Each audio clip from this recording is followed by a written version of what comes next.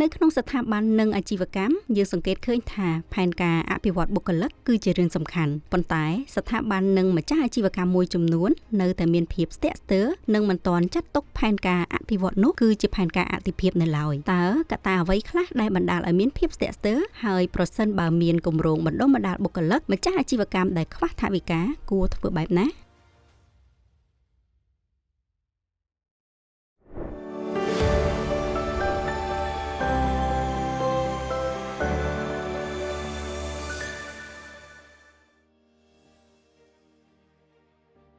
ចាសសូមគោរពជំរាបសួរទស្សនិកជនសូមស្វាគមន៍មកកាន់កម្មវិធីជំនាញខ្ពស់ចំណូលខ្ពស់ចាសកម្មវិធីជំនាញខ្ពស់ចំណូលខ្ពស់ត្រូវបានផលិតឡើងនៅក្នុងគោលបំណងអប់រំពិភាក្សាលើកកម្ពស់ការយល់ដឹងបន្ថែមអំពីការអភិវឌ្ឍជំនាញឆ្លើយតបទៅនឹងកម្លាំងពលកម្មនៅកម្ពុជានាពេលបច្ចុប្បន្ននិងអនាគតចាយ៉ាងណាមិញកាលពីសប្តាហ៍មុនយើងបាន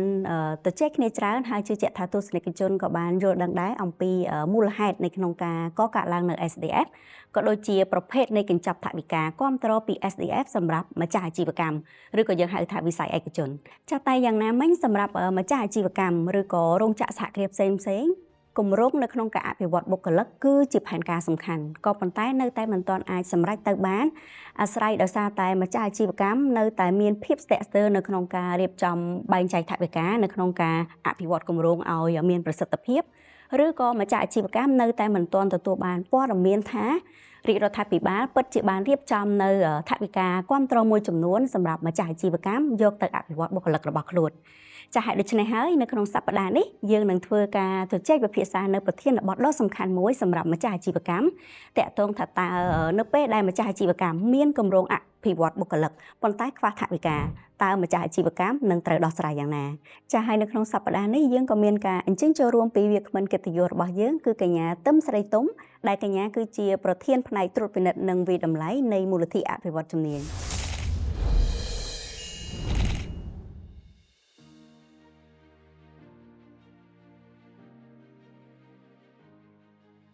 កញ្ញាទឹមស្រីទុំជាប្រធានផ្នែកត្រួតពិនិត្យនិងវិតម្លៃនៅមូលនិធិអភិវឌ្ឍជំនាញឬ SDF ក្រោមក្រសួងសេដ្ឋកិច្ចនិងហិរញ្ញវត្ថុហើយកញ្ញាក៏ជាប្រធានគម្រោងសម្រាប់គម្រោងជំនាញសម្រាប់ការប្រកួតប្រជែងនិងគម្រោងកម្មវិធីអភិវឌ្ឍជំនាញសម្រាប់សេដ្ឋកិច្ចនាពេលអនាគតក្រោមកិច្ចសហការជាមួយដៃគូអភិវឌ្ឍរួមមានធនាគារអភិវឌ្ឍអាស៊ីនិងទីភ្នាក់ងារបារាំងសម្រាប់អភិវឌ្ឍមុនពេលចូលបម្រើការងារនៅ SDF កញ្ញាជាអ្នកវិភាគអាជីវកម្មជាន់ខ្ពស់ពីឆ្នាំ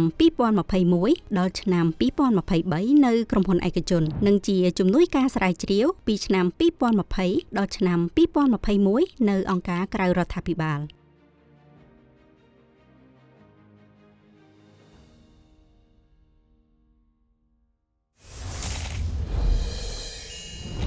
ចាជំរាបសួរចាជំរាបសួរកញ្ញាចេងចាអរគុណច្រើនមែនទែនសម្រាប់ការចំណាយពេលវេលាដ៏មមាញឹកចាអញ្ជើញចូលរួមនៅក្នុងកម្មវិធីជំនាញខ្ពស់ចំណុចខ្ពស់របស់យើងនៅក្នុងសប្តាហ៍នេះហើយសប្តាហ៍នេះដែរគឺពិសេសមែនទែនយើងជជែកតាក់ទងទៅនឹងអត្ថប្រយោជន៍ដែលម្ចាស់អាជីវកម្មនឹងទទួលបានចាយើងជជែកអំពីផែនការអភិវឌ្ឍបុគ្គលិកយើងយល់ទាំងអស់គ្នាថាការអភិវឌ្ឍជំនាញចាសម្រាប់បុគ្គលិកគឺសំខាន់មែនទែនជាពិសេសម្ចាស់អាជីវកម្មគាត់យល់ដឹងប៉ុន្តែកញ្ញាអាចដឹងទេថាមូលហេតុអ្វីទៅបានជាគាត់នៅមានភាពស្ទាក់ស្ទើរឬមួយក៏បញ្ហាអីផ្សេងទៀតដែលគាត់មិនអាចគិតថាវាជាផែនការអតិភិបសម្រាប់អាជីវកម្មរបស់គាត់ចាបងអរគុណច្រើនបងទៅលើចំណុចហ្នឹងបើខ្ញុំគិតវិញមិនមែនគាត់មិនចង់ធ្វើទេប៉ុន្តែអាចថាមានកត្តាណាមួយដែលជាឧបសគ្គសម្រាប់គាត់ដែលមិនអាចធ្វើទៅបានដូចបងស្រីមានប្រសាសន៍មិញអញ្ចឹងគឺគាត់មានផែនការគាត់ចង់ធ្វើប៉ុន្តែគាត់អត់ធ្វើសួរថាហេតុអី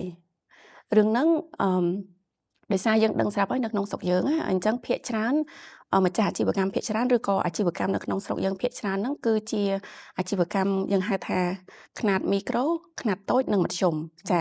អញ្ចឹងមានន័យថានៅពេលណាដែលគាត់នៅក្នុងអាជីវកម្មប្រភេទបែបហ្នឹងគាត់នៅ operation របស់គាត់នៅទួចនៅឡើយទេអញ្ចឹងពេលគាត់នៅទួចអញ្ចឹងទៅលើថវិកាទៅលើការអភិវឌ្ឍអីផ្សេងអញ្ចឹងណាគឺគាត់ focus ខ្លាំងទៅលើធ្វើម៉េចឲ្យអាជីវកម្មរបស់គាត់រីកចម្រើនគាត់បង្កើតជាផលិតផលសេវាកម្មថ្មីឬក៏គាត់មានរឿង priority ផ្សេងដែលក្នុងហ្នឹង ការអភិវឌ្ឍមិននៅក្នុង priority ទេដោយសារតែកញ្ចប់ថវិការបស់គាត់មានកំណត់បងអញ្ចឹងគឺថារឿងហ្នឹងអាចជាឧបសគ្គធំមួយសម្រាប់គាត់ដែរហើយខ្ញុំធ្វើការជាមួយបង SME យើង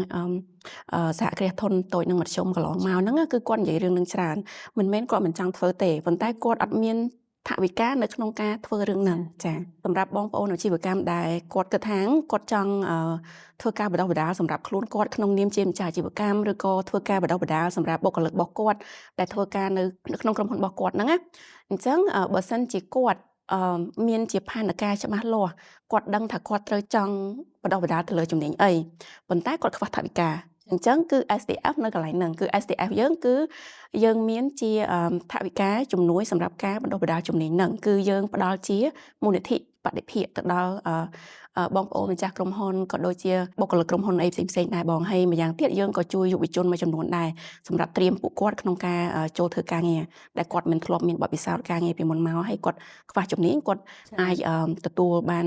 ថវិកាបដិភិកពីខាងមូលនិធិអភិវឌ្ឍជំនាញដែរចាអញ្ចឹងតកតងទៅនឹងដំណើរការវិញបានន័យថាវាជាដំណាក់កាលឬមួយក៏មានចំណុចសំខាន់ណាខ្លះដើម្បីឲ្យម្ចាស់អាជីវកម្មគាត់ដឹងនៅក្នុងការដែលគាត់ចង់ស្នើសុំថវិកាបដិភិកហ្នឹងចាអញ្ចឹងបងចង់និយាយអំពីដំណើរការនៃការដាក់សំណើមកស្នើសុំថវិការបស់ SDF ចាហ្នឹងហើយអញ្ចឹងដំណើរការដើម្បីដាក់ថវិកាមក SDF ហ្នឹងក៏មិនជាស្មុគស្មាញខ្លាំងប៉ុណ្ណាដែរបងដោយសារជាទូទៅយើងធ្វើការជាមួយវិស័យឯកជនច្រើនអញ្ចឹងយើងព្យាយាមជួបពួកគាត់ដែរអញ្ចឹងណាថារបៀបដាក់មកហ្នឹងជាយ៉ាងម៉េចដែរហើយគាត់មានផលវិបាកអីយ៉ាងខ្លះអញ្ចឹងទៅ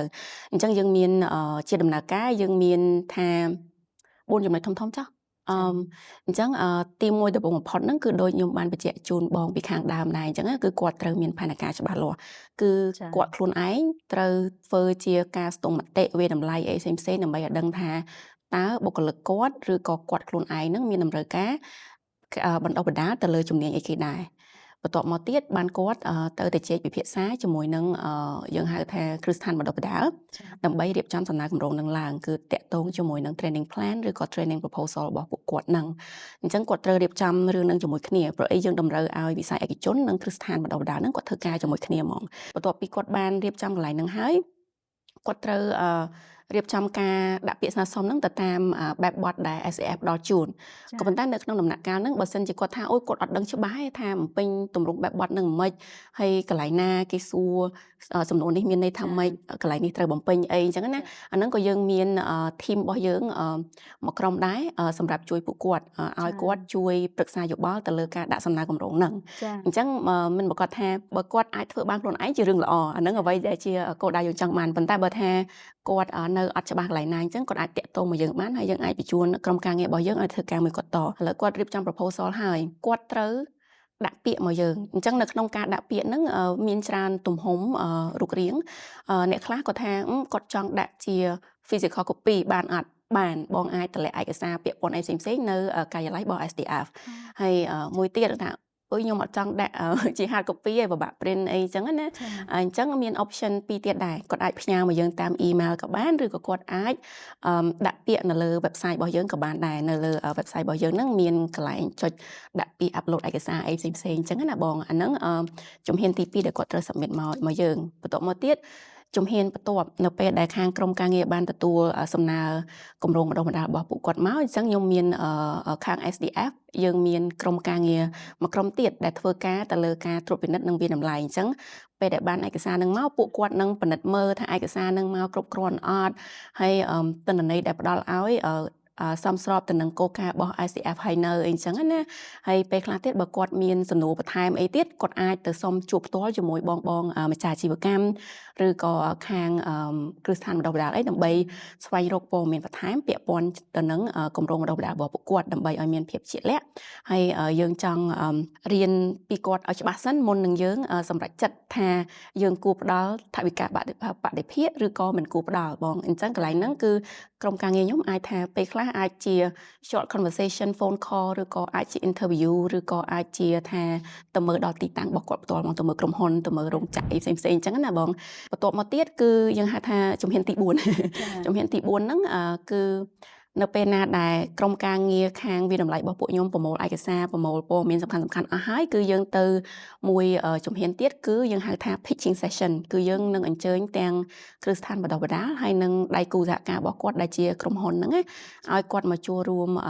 ហៅថាកិច្ចសម្ភាសពីគណៈកម្មការរបស់យើងមកតង់ទៀតដោយសារយើងមានគណៈកម្មការមួយទៀតដែល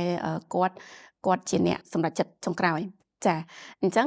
យើងនឹងអញ្ជើញពួកគាត់មកចូល pitching session ពួកគាត់ធ្វើជា presentation ខ្លីៗទេដើម្បីឲ្យធ្វើការបង្ហាញពីគម្រោងដំណើររបស់ពួកគាត់ហើយបង្ហាញពីក្រុមហ៊ុនស្ថាប័នរបស់គាត់អញ្ចឹងណាបងអញ្ចឹងខាងយើងមានគណៈកម្មការមួយចំនួនដែលគាត់នឹងចូលរួមហើយគាត់នឹងព្យាយាមសួរសំណួរ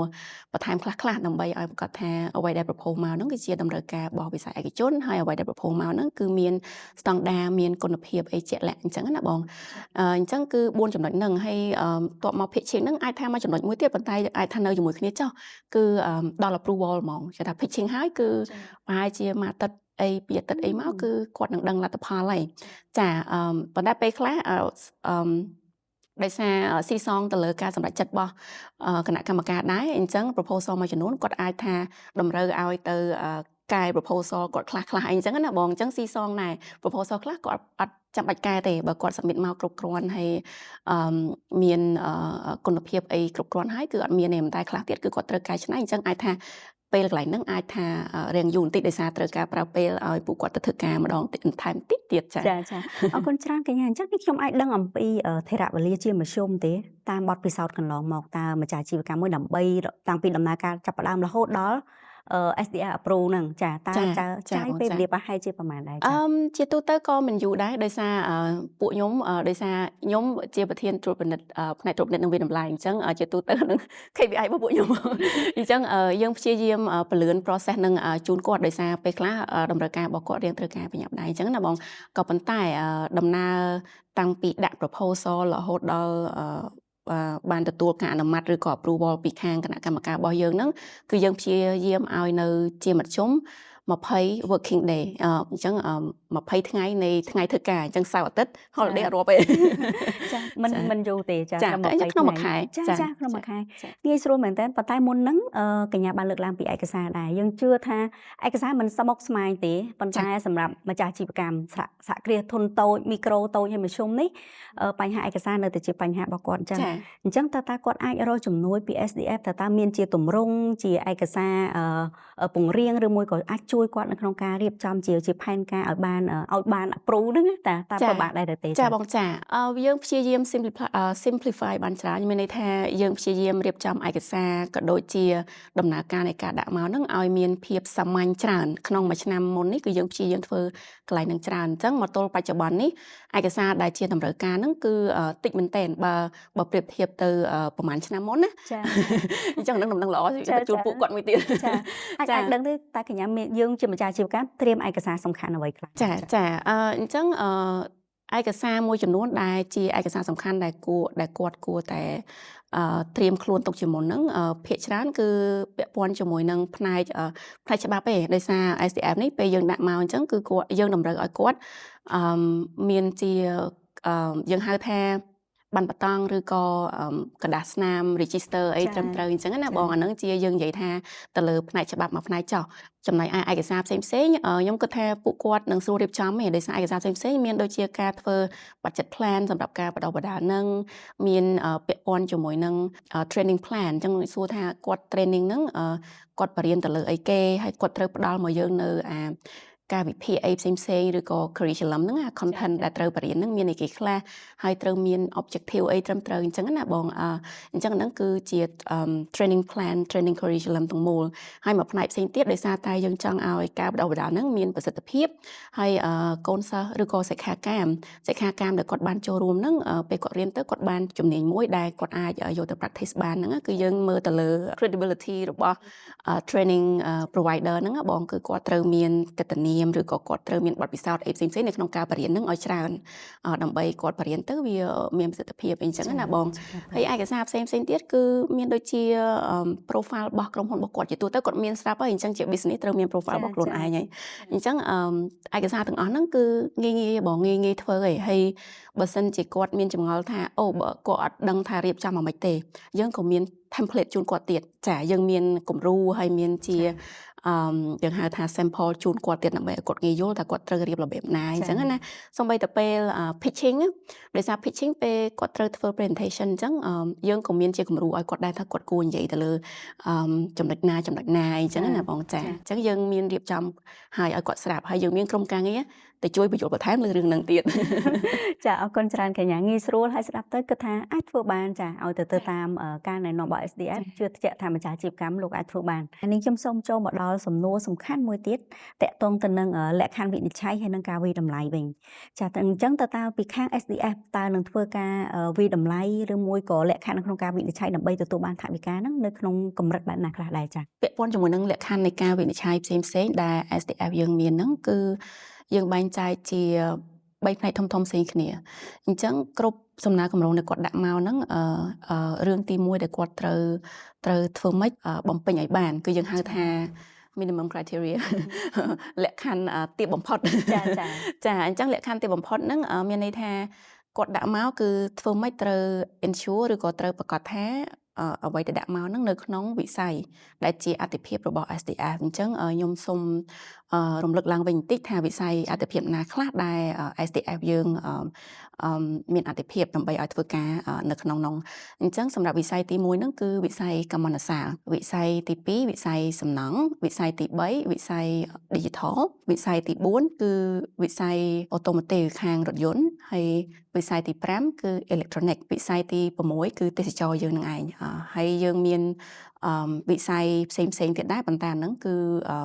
based on justification អញ្ចឹងគាត់ត្រូវមានភស្តុតាងអីជាក់លាក់ដើម្បីឲ្យប្រកាសថានឹងជាតម្រូវការអញ្ចឹងណាបងអាហ្នឹងគឺជា minimum criteria ទី1ហើយ minimum criteria មួយទៀតហ្នឹងគឺពាក់ព័ន្ធជាមួយនឹងskill need assessment មានន័យថាការវាស់វែងទៅលើជំនាញដែលជាតម្រូវការនៅក្នុងវិស័យរបស់ខ្លួនគាត់អញ្ចឹងយើងតម្រូវឲ្យគាត់ធ្វើម៉េចឲ្យដឹងច្បាស់ឲ្យមានជាក់លាក់ថាជំនាញណាដែលជាតម្រូវការនៅក្នុងក្រុមហ៊ុនរបស់គាត់ឬក៏ជំនាញណានៅក្នុងវិស័យនឹងទាំងមូលហ្មងគឺគាត់អាចធ្វើជា survey ឬក៏គាត់អាចធ្វើជាការស្ទង់មតិអីផ្សេងឬក៏មើលទៅលើ report ណាមួយអញ្ចឹងណាបងអញ្ចឹងយើងតម្រូវឲ្យគាត់ submit មកយើងនៅកន្លែងហ្នឹងអញ្ចឹងសម្រាប់ criteria មួយទៀតដែលយើងត្រូវការឲ្យគាត់បំពេញហ្នឹងគឺគាត់ត្រូវបញ្ជាក់ថាតើសិក្ខាកាមបែបណាដែលគាត់ត្រូវបរៀនអញ្ចឹងសិក្ខាកាមបែបណាហ្នឹងមានន័យថាបើសិនជាធម្មតាជំនាញមួយมันអាចថាសិក្ខាកាមគ្រប់គ្នាអាចរៀនបានទេឧទាហរណ៍ថាគាត់ចង់រៀនទៅលើ business management អញ្ចឹងអ្នកមករៀនហ្នឹងវាអាចជាប្រធានក្រុមហ៊ុនអីចឹងទៅអញ្ចឹងមានថាគាត់ត្រូវបញ្ជាក់កន្លែងហ្នឹងថាសិក្ខាកាមបែបណាដែលត្រូវមករៀនថ្នាក់គាត់ឬក៏ត្រូវជាមួយថ្នាក់គាត់ហើយមួយចំណែកទៀតបើសិនជាបុគ្គលិកគាត់ដែលជាសិក្ខាកាមហ្នឹងគាត់ត្រូវការលើជំនាញអី soft skill ឬក៏ technical skill អញ្ចឹងគាត់ត្រូវ identify ឲ្យច្បាស់បញ្ជាក់មកឲ្យយើងអញ្ចឹងណាបងអញ្ចឹងនៅក្នុងលក្ខខណ្ឌដែលទាបបំផុតហ្នឹងគឺមាន3នឹងសំខាន់ដែលគាត់ត្រូវធ្វើម៉េចឆ្លងឲ្យផុតចាបន្ទាប់មកទៀតលក្ខខណ្ឌ2ផ្សេងទៀតដែលយើងពិនិត្យមើលខ្លាំងទៅលើគុណភាពហើយនិងតម្លៃអញ្ចឹងពាក់ព័ន្ធជាមួយគុណភាពហ្នឹងវាផ្សារភ្ជាប់ជាមួយនឹងយើងហៅថា relevancy គឺភាពពាក់ព័ន្ធជាមួយនឹងតម្រូវការរបស់វិស័យឯកជនអញ្ចឹងយើងសង្កត់ធ្ងន់ទៅលើតម្រូវការនឹងច្រើនដោយសារហ្នឹងជាទស្សនវិស័យរបស់យើងហើយក៏ជា core principle របស់យើងដែរបងអញ្ចឹងនៅក្នុងពិនិត្យទៅលើគុណភាពហ្នឹងយើងមើលទៅលើគេខ្លះទី1យើងមើលទៅលើ training content curriculum របស់គាត់រៀបមកមានស្តង់ដារមាន topic ច្បាស់លាស់មានជំនាញច្បាស់លាស់ដែលត្រូវបរៀនសមស្របនឹងរយៈពេលដែលបរៀននឹងអត់ត្រូវជាមួយនឹងអ្វីដែលក្រុមហ៊ុនត្រូវការអត់ជាធម្មតាអ្នកដែលដឹងច្បាស់គឺមានតែក្រុមហ៊ុននេះអញ្ចឹងមិនពេលខ្លះគ្រឹះស្ថានក៏គាត់អត់ដឹងច្បាស់ដែរថាជំនាញណាត្រូវជាមួយក្រុមហ៊ុននេះអញ្ចឹងណាអញ្ចឹងបានយើងឲ្យគាត់ធ្វើការជាមួយគ្នាហើយយើងមើលទៅលើគុណភាពគុណវុឌ្ឍិរបស់គ្រូគាត់បរៀនច្រើនឆ្នាំនៅគាត់បរៀនលើវិស័យនឹងអត់គាត់បរៀនលើជំនាញនឹងអត់តមកទៀតយើងមើលទៅលើកិត្តិនាមរបស់គ្រឹះស្ថានហើយនឹងក្រុមហ៊ុននឹងអញ្ចឹងណាបងសហគ្រាសនឹងអញ្ចឹងទៅយើងមើលទាំងអស់យើងមើលមកជុំវិញអាហ្នឹងថាយើងមើលកម្រិតស្ថាប័នហើយមួយផ្នែកទៀតគឺយើងមើលទៅលើថាសំណើគម្រោងដែលគាត់ដាក់មកនឹងជំនាញនឹងគាត់មានជាសម្ភារៈឧបករណ៍គ្រប់គ្រាន់អត់សម្រាប់បរិញ្ញានឹងគាត់មានទីតាំងអីច្បាស់លាស់អត់ហើយការបរិញ្ញារបស់គាត់នឹងធ្វើឡើងលក្ខណៈបែបណាជាអនឡាញជាផ្ទាល់ហើយគាត់ arrangement អីហ្នឹងវាសមស្របទៅនឹងការបង្រៀននឹងអត់គឺយើងមើលសឹងតែគ្រប់ជ្រុងនៃការបរិញ្ញានឹងហ្មងគឺមកចាប់នឹងហ្មងចាហើយអ្វីដែលសំខាន់មួយទៀតហ្នឹងគឺការបរិញ្ញារបស់គាត់ហ្នឹងអ្វីដែលគាត់ប្រផុសមកហ្នឹងវា ផ្សារភ្ជាប់ទៅនឹងតម្រូវការរបស់វិស័យឯកជនដោយរបៀបណាមានន័យថានៅពេលដែលកូនសិស្សមករៀនគឺយើងចង់